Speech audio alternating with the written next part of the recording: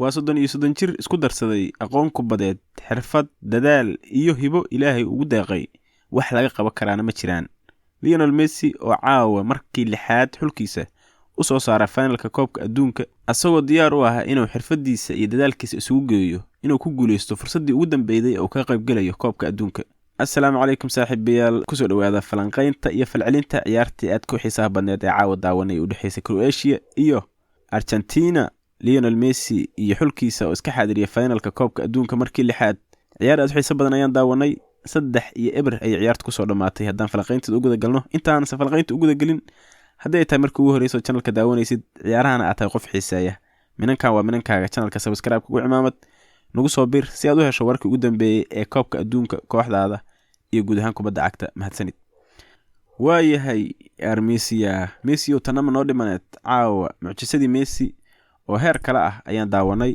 ciyaar aad u xiiso badan ayay caawa Argentina soo bandhigtay iyadoo iska xaadirisay finalka koobka adduunka. Lionel Messi oo 90 daqiiqo oo kaliya u jira inuu gacanta ku dhigo hamigiisii iyo higsigiisii ugu weynaa ee kubadda cagta ah inuu hanto koobka adduunka, isla markaasna oo xulka Argentina u soo hooyay sharafteedii mar kale. taanaan u gudagelin falanqaynta iyo Lionel Messi mucjisadiisa, haddaan wax yar dul marno ciyaarta iyo wixii dhacay. penalty ayay ku hormartay Argentina ay heshay daqiiqadii 34aad ee ciyaarta.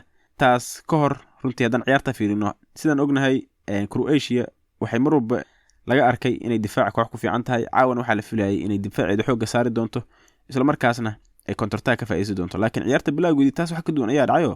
Croatia caawa isbedel ayaa ka muuqday.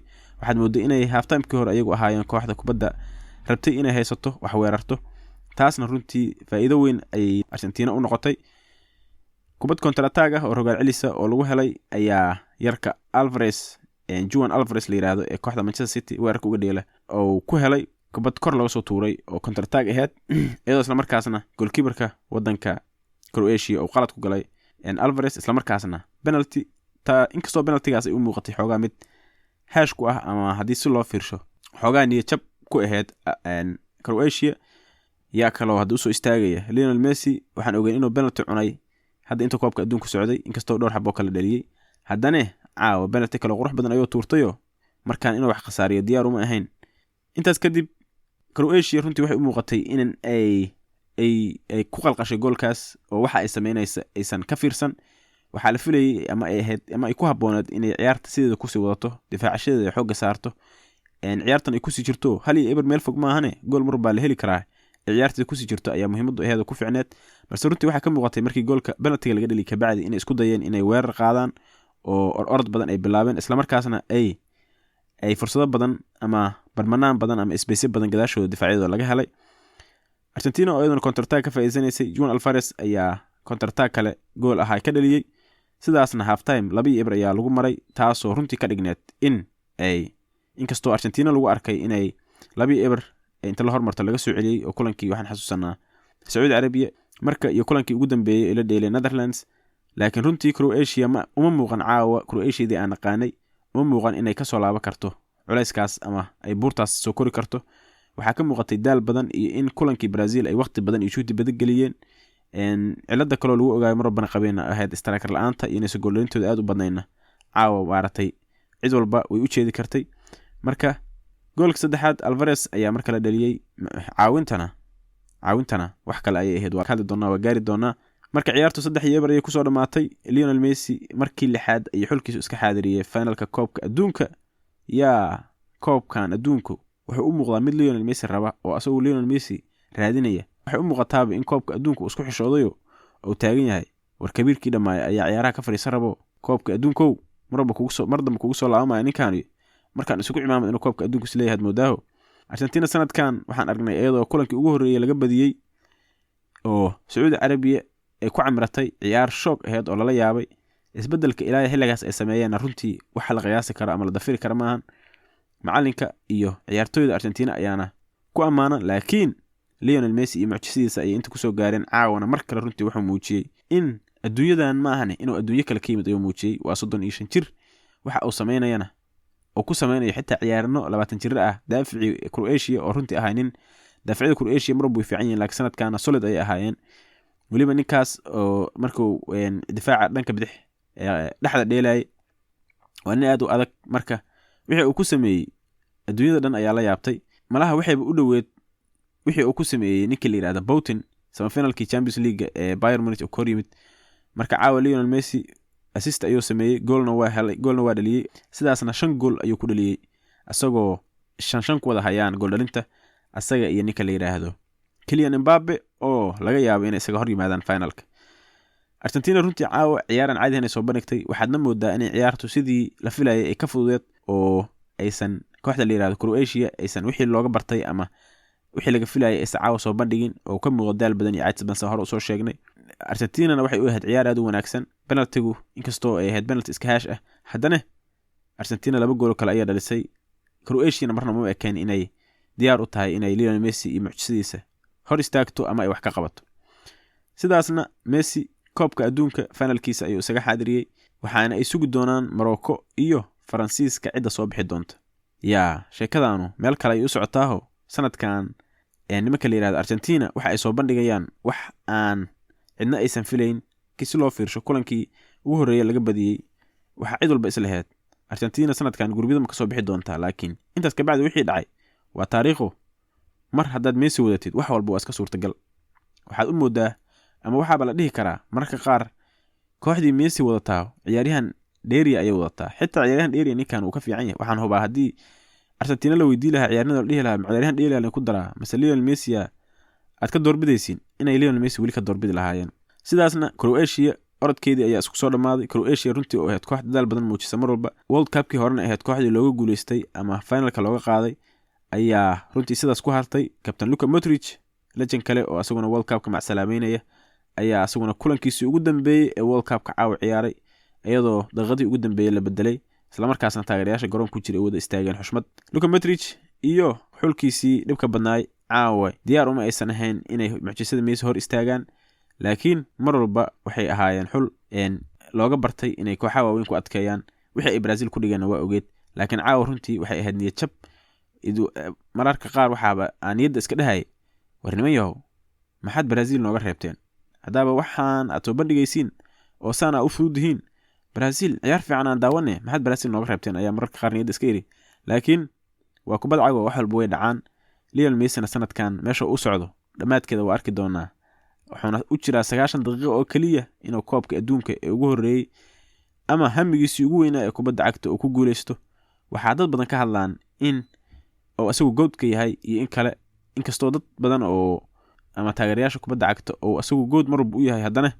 waxa la leeyahay haddii aad rabtid inaad noqotid ultimate goodka oo cidna aysan ka daba hadlin waxa u baahan tahay inaad koobka adduunka ku guuleysatid waxa laga hadlaa Diego Maradona iyo Pele iyo ragle haddaad rabtid inaad heerkaas lagu gaarsiiyo ama aad ka dul martidna waa inaad World Cup ku guuleystaa ayaa leeyahay Lionel Messi fursadiisa ugu dambeeyay ay u haystaa inuu ku guuleysto koobka adduunka sanadkan isagoo 90 daqiiqo oo kaliya ay ka xigto taageerayaasha Cristiano Ronaldo iyo mucaaradka Lionel Messi caawa ma seexad doonaan balse haddii aad tahay taageero kubadda cagta runtii waxa la dhihi karaa nasiib ayaa u leedahay inaad Messi oo ciyaaraya daawanaysid Ronaldo ciyaaraya daawanaysid wax badan waxa arnaa iyadoo laga sheekeynayo Pele iyo Maradona iyo rag lamid ah laakiin adigu xilligan aad joogtid haddii aad tahay taageero kubadda cagta waxa aad mudan tahay inaad ku raaxaysatid mucjisada nimankaas ay soo bandhigayaan isla markaasna aad mid walba u mahad celiso tiraahdo warniyo alla ilaahay ilmahayga iyo ilmahooda iyo awiyaashi ilmaha u noqon doona ayaan uga sheekay doonaa dhihi doonaa haddaba xilligaas Ilaahay ku gaarsiiyo Messi iyo Ronaldo ayaan daawo jiray marka Ronaldo iyo raggiisa caawa ma seexanayaan Lionel Messi finalka ayuu sidaas ku tagay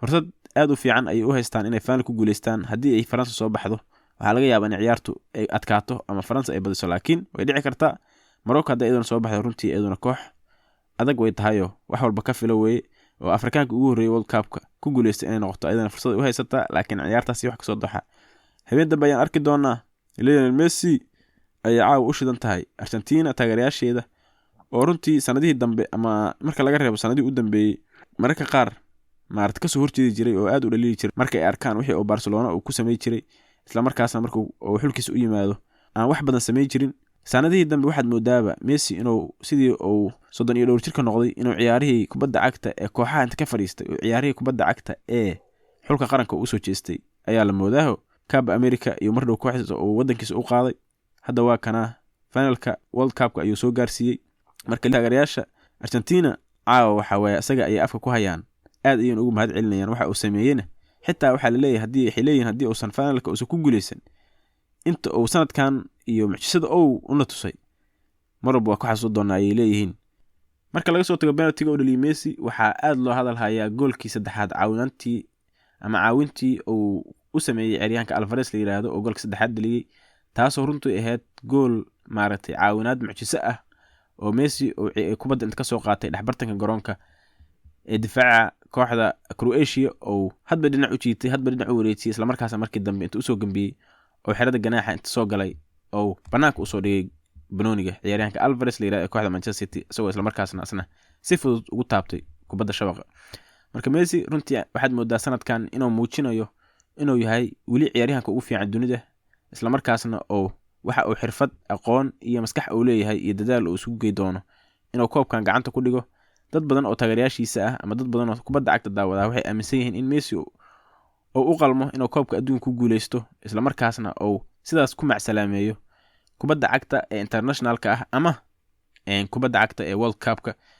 bal qiyaas waxa ay uga dhigan tahay Messi inuu koobka adduunka ku guuleysto. ninkan wax walba oo kubad cag ama heer laga gaaro wuu gaaray, intaasoo koob, intaasoo Champions League, intaasoo La Liga, intaasoo biladood, intaasoo Ballon d'Or. waxa kaliya oo ka dhiman waa inuu Argentina oo magaceeda mar kale ku qoro boorka adduunka World Cup-kan oo gacanta u geliyo. marka Messi haddii uu taas sanadkan uu heli karo runtii waxaa la leeyahay sheekada ama dooda ku aadan cidda u qalanta goodka kubadda cagta ama ciyaaryahankii ugu weynaa ee kubadda cagta ebed soo mara, waxaa la leeyahay dhinaca ay dhici doontaa hal nin ayaa magaciisa la xasuusan doonaa markii saas la yiraahdo, inkastoo Ronaldo oo asaguna hadalkiisa dhihi doono. laakiin caawa Messi mar kale wuxuu muujiyay inay xulkiisu meel u socdaan. waxaa ka muuqatay haddii aad daawatay falanqayntanadii aan ciyaartan ka hor ku sameynay, aan idin sheegay in Messi sanadkan ay ka muuqato inuu waxyaalo extraordinary ah oo looga baran uu sameynayo si uu xulkiisa oo ugu soo saaro finalka isla markaasna uu koobkan ugu qaado. waxyaalahaas caawa sidoo kale runtii way ka muuqatay markaas u fiirisid dadaalka badan oo goolkaas caawintiisa u galay iyo maxaa la yiraahdaa penaltiga sidoo uu qaadanayo kubadaha iyo gambiska maaragtay oo isku dayayo. inta badan Messi waxa lagu yaqaanaa inuu yahay nin team player ah oo kubadda aan kaligiis inuu ciyaaro ama selfishnimo aan lagu aqoonin oo inuu kubadda kooxda la ciyaaro lagu yaqaano. laakiin sanadkan iyo World Cup runtii wuxuu muujiyay inuu mas'uuliyad gaar ah iska saaray weerarka iyo gool dhalinta. caawana sidaas la mid ah mar kale ayuu muujiyay. waxaana la dhihi karaa taas waa mas'uuliyad uu isagu isa saaray oo og yahay in asaga kaliya uu yahay ninka jawaabaha loo baahan yahay heli kara markii ay su'aalo jiraan. marka Messi caawa wax kale ayuu muujiyay. haddii aad tahay qof kubadda cagta daneeya ama xiiseeyana xaq waxa u leedahay inaad inta kursi qaadatid aad ku raaxaysatid inaad mucaaradid. waxba soo ma kordhinayso, ninkan mucaarad waxba looga qaadi maayo. marka ku raaxaysta ayaan leeyahay Messi iyo mucjisadiisa. haddii aad tahay taageere iyo haddii aadan ahaynba ninkan inaad daawatid hadhow markaad ilmaha uga sheekay doontid wax kale ayay noqon doontaa. waxaa wax badan aragnaa in Pele iyo Maradona iyo George Best iyo Johan Cruyff iyo laga hadlayo raggaas. laakiin anagu waxaan fursad u helnay inaan Messi iyo Cristiano Ronaldo iyo ragga wada daawano iyo Luka Modric-na caawa asagana sidaas ayuu World Cup ku macsalaameeyay iyo kubadda cagta internationalka ah sida ay u muuqato. legend kale oo World Cup-ka sanadkan macsalaameey doona ayuu yahay, inkastoo fursad u helin oo koobka ku guuleysta nasiib u helinna 2018 xulkiisa wuxuu gaarsiiyay finalka. caawana mar kale sama finalka ayaa lagu reebay. marka Luka Modric bye bye ayaan leenahay, inkastoo waayihiisa Real Madrid aysan weli dhammaan haddana waa legend kale oo kubadda cagta ah. waxaana hubaa inuu xulkiisa u yahay legend weyn oo maaragtay ay mar walba xasuusan doonaan. marka falanqayntan intaas aan kusoo koobaynaa saaxiibayaal. Argentina waa arki doonaa xulka habeen dambe soo bixi doona ee finalka la dheli doonto. sidaan hore usoo sheegnay Morocco inay noqoto waa macquul, inay noqoto Faransana way u badan tahayo, laakiin Morocco lama liidi karo.